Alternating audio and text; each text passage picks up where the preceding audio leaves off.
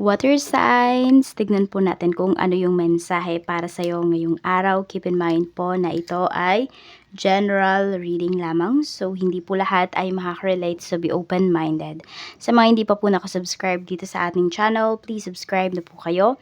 And pa-like na din po ng ating video. At sa mga nais po mag-avail ng ating private readings ng ating Evil Eye Amulet, makikita nyo po yung link sa description box.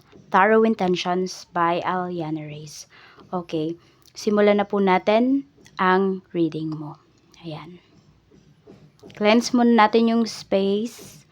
Yung mga energies po na kumapit sa inyo kahapon, inaalis na po natin yan. Pinapalitan natin yan ng siksik, liglig at umaapaw na blessings para sa'yo ngayong araw, water signs. Happy birthday, Pisces. So, still, birthday season nyo pa rin. Napanood nyo na ba yung inyong birthday reading? So, uploaded na yan sa ating channel. Medyo hindi active yung mga Piscean natin dito sa ating channel. Tignan po natin kung ano ang mensahe. Pero salamat po sa mga active na Piscean. So, water signs, tignan natin kung ano po yung mensahe para sa'yo ngayong araw na ito. Yan, todo nyo na lang po yung light, yung brightness ba ng inyong screen kung kayo po ay nadidiliman.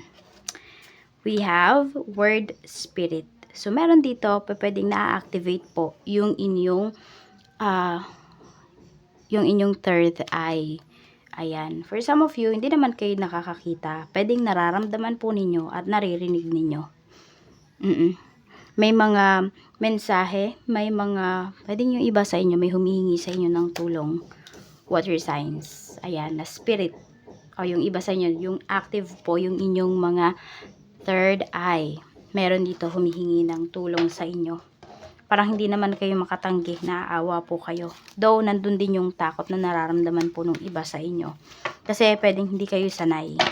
Meron naman, sanay na kayo. Parang nadi-distinguish mo na kung sino ba yung dapat tulungan sa hindi dapat tulungan. So, tignan po natin kung ano pa yung mensahe para sa'yo ngayong araw na ito. Spirit guide, ano po ang mensahe natin kay water signs, Cancer, Pisces, and Scorpio. Mayroon tayo ditong The Magician. So, this is all about your family. So, pwedeng meron kang, meron kang family member, water signs, na parang feeling mo, magaling siyang mambola, or lagi siyang nambobola.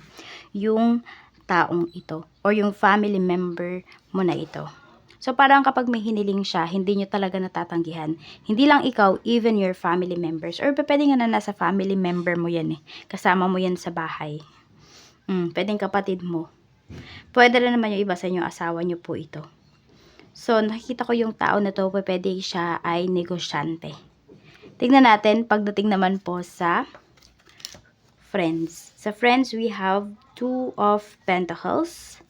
Mukhang may nag-aaway ka dito na kaibigan. At yung iba po sa inyo ay water signs, pwede kang merong buntis dito na kaibigan at pwedeng kambal yung kanyang pinagpubuntis. Or basta may friend ka na may anak na kambal, yun yung nakikita ko dito. So, parang hindi siya laging nakakasama sa mga gatherings po ninyo kasi nga busy siya sa kanyang mga anak or dalawa yung anak niya, ganon, water signs. Tapos, nakikita ko rin dito, meron kang kaibigan na sobrang maalaga. Parang kapag kumakain ka ng, alam niya na bawal sa'yo, talagang pinapagalitan ka niya. So, parang motherly figure yung nakikita mo sa kanya. Pero friend mo lang siya. Yun, sobrang maalaga niya sa inyong mga kaibigan niya. Tingnan natin. Okay, tingnan po natin. Pagdating naman sa love life mo, we have Page of Cups. At mayroon tayo ditong Nine of Swords. So, yan. Yung iba sa inyo, pwedeng meron kayong nakakausap. Tao na ito. Water signs.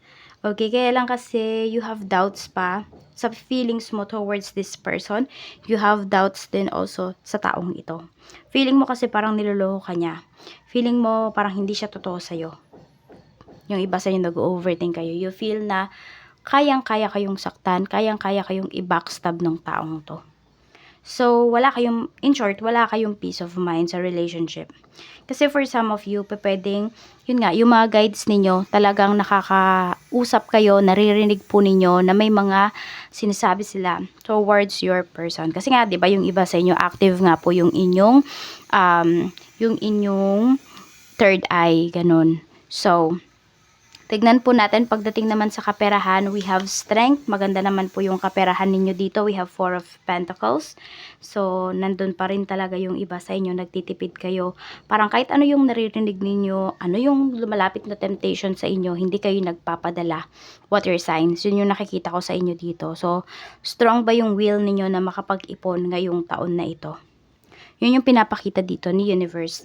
Tignan po natin. So, this is your money. Tignan naman po natin sa career mo, kamusta? Sa career, we have the Hanged Man and we have King of Pentacles. So, maganda naman po yung inyong katayuan dito sa trabaho. Okay? Yun nga lang kasi, pwedeng may mga projects kayo dito na parang binibitin ba nung pinagtatrabahuhan po ninyo or nung company na pinagtatrabahuhan ninyo. So, you feel na parang wala siyang or wala silang tiwala sa'yo. So, parang naiisip mo, teka, magtatagal ba ako sa ganitong trabaho or sa ganitong company na hindi ako pinagkakatiwalaan? Pero nakikita nila, water signs, na isa ka talaga sa pwede nilang, sabihin natin, isa ka sa asset ng company or ng trabaho na ito. Pero, nafe-feel mo na hindi ka nila pinapahalagahan. Tuwing meron kang request sa kanila or tuwing may project ka, parang laging bitin. Pwedeng kulang sa budget, yung mga ganun. So, yung iba sa inyo, tinatanggap nyo na lang. Yung iba naman sa inyo, pwedeng naiisip ninyo na, ayan, pwede pang mag-grow yung iyong finances, pero sa ibang trabaho na. But, for now, wala naman ako nakikita dito na merong gustong mag-resign. Siguro mayroon, pero hindi masyadong malakas yung energy ninyo. Pwedeng nagdadalawang isip kayo, kaya ganyan. Tignan po natin, pagdating naman sa so, ito ay sa career mo. Tignan naman natin sa finance. No, not finances. Sa business mo. Sa business mo, we have judgment. And we have the fool. So, may mga decision makings kayo dito na kailangan gawin. Okay, so sa business nga po yun. Kailangan nyo mag-take ng risk. Hindi ko alam kung lilipat kayo ng place or ng nirerentahan po ninyo. Kasi pwedeng medyo nabibigatan kayo dun sa renta. So, totoo maraming nagsasarang business dahil sa rent. Sa mahal ng rental, 'di ba? Sa mahal ng renta. So, 'yan, pag-isipan po ninyo kung saan kayo lilipat. Make sure na tama yung location ninyo. Kasi nakikita ko naman na makakabawi yung business niyo talaga. Ayan o, 8 of Wands. May paglipat talaga na pinapakita dito. So, tingnan natin ano ba yung reminder sa'yo ni Universe. Ang reminder sa'yo ni Universe, huwag ka nang magpatumpik-tumpik pa. Kung ano man yung mga ideas mo at napagplanuhan mo na yan, i-go mo na daw yan. Pwedeng merong promotion or merong offer po sa inyo dito. Mabilisan lang kasi siya.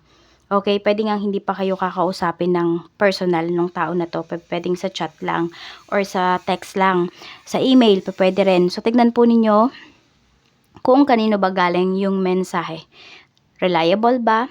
Or relevant ba yung tao na yan or hindi. So, wag din naman kayong magpapaloko kasi syempre sa internet, 'di ba? Marami na talagang manloloko. So, kailangan mas maging wise po kayo, water signs. So, tignan po natin ano ba yung mensahe regarding sa lucky numbers po ninyo. So, we have number 43, 37, 31, 9, 15, and number 3.